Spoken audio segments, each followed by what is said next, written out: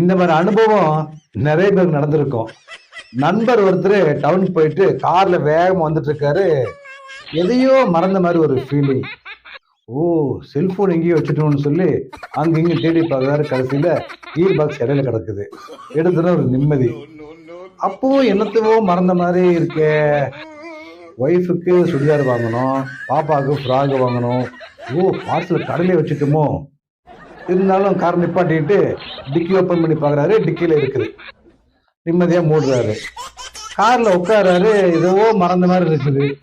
ATM card இருக்குது, purse இருக்குது, Aadhaar card இருக்கு, லைசன்ஸ் இருக்கு. அப்பா, நிம்மதியாக உட்காந்து காரை ஓட்டிட்டு வீட்டுக்கு வந்து நிப்பாட்டுறாரு. அப்போதான் ஸ்கூல் போயிட்டு வந்த குழந்தை வேகமாக ஓடி வந்து ஆவலாக காருக்குள்ள எட்டி பார்த்துட்டு, டாடி மம்மி எங்க? அப்போதான் அவருக்கு சுரீருங்குது. 2 பேரும் சாப்பிட்றதுக்கு போயிருக்காங்க ஹோட்டலுக்கு. இவருக்கு அர்ஜென்ட்டாக ரெஸ்ட் ரூம் போனது வந்தோடனே அப்படியே காரில் ஏறி வீட்டுக்கு வந்துட்டாரு. அப்புறம் மறுபடியும் போய் பில்லை செட்டில் பண்ணி கூட்டிட்டு வந்தார். எனவே இந்த மாதிரி ஹஸ்பண்ட் கூட போகும்போது லேடிஸ் எல்லாம் பர்ஸு, செல்ஃபோனை பத்திரமா கையில் வச்சுக்கணும்.